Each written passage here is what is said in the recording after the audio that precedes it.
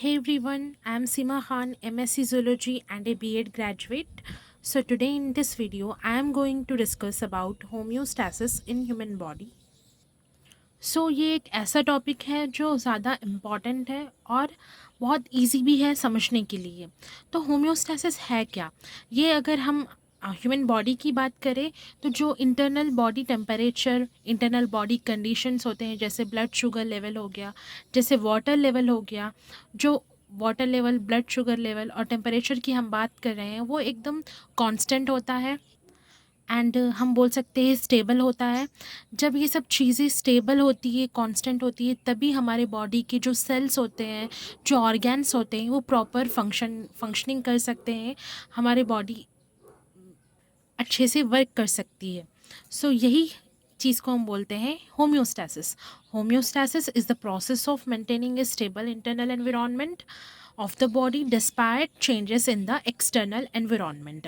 Means जो external environment होता है बॉडी का, वो भले ही चेंज हो जाए बट हमारी बॉडी नेचुरली ऐसे मेंटेन करती है कि हमारे जो इंटरनल बॉडी के फैक्टर्स है वो स्टेबल ही होते हैं, वो कांस्टेंट ही होते हैं।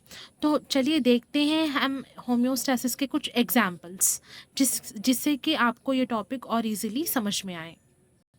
So, the first example of homeostasis is body temperature. The normal human body temperature is about 37 degree Celsius. जो भी human body temperature होता है वो about 37 डिग्री सेल्सियस तक होता है। When the body becomes too hot, body temperature increases। जैसे कि मान लीजिए हम कोई एक्सरसाइज कर रहे हैं या बहुत इंटरनली एक्सटर्नली बहुत ज़्यादा हीट है, तो हमारे जो बॉडी का टेम्परेचर होता है वो इंक्रीज़ हो जाता है। The hypothalamus detect the increase, it sends signal to the sweat glands। hypothalamus जो कि एक ब्रेन का पार्ट होता है, वो क्या करता है, ये इंक्रीज को डिटेक्ट करता है और ये सिग्नल्स भेजता है स्वेट ग्लैंड्स को। Sweat is produce and as the sweat evaporates it removes heat from the body.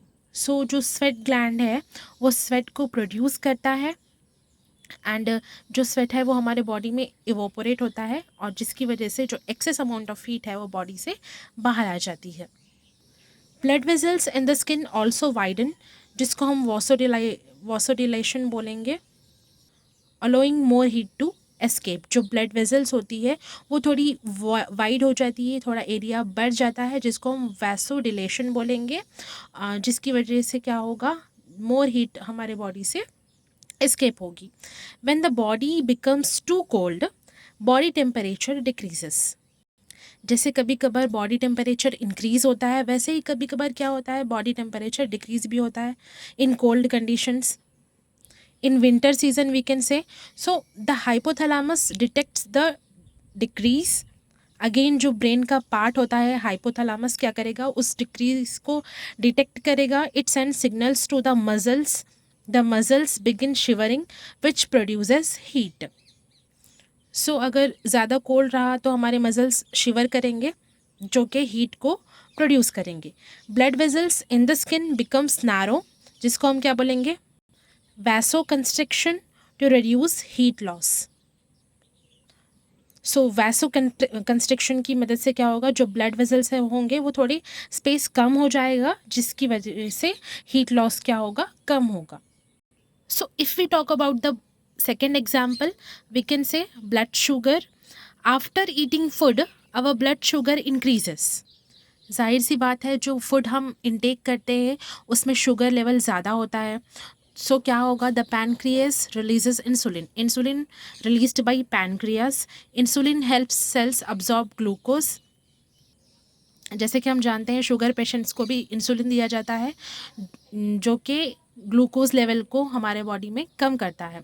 So insulin help cells absorb glucose, blood sugar returns to the normal level. If we have not eaten for several hours, blood sugar decreases. जैसे खाने से होता है वैसे ही नहीं खाने से blood sugar decrease होता है। The pancreas releases glucagon, another one enzyme we can say glucagon।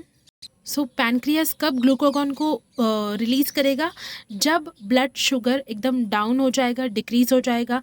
Glucagon increases blood sugar returns to normal.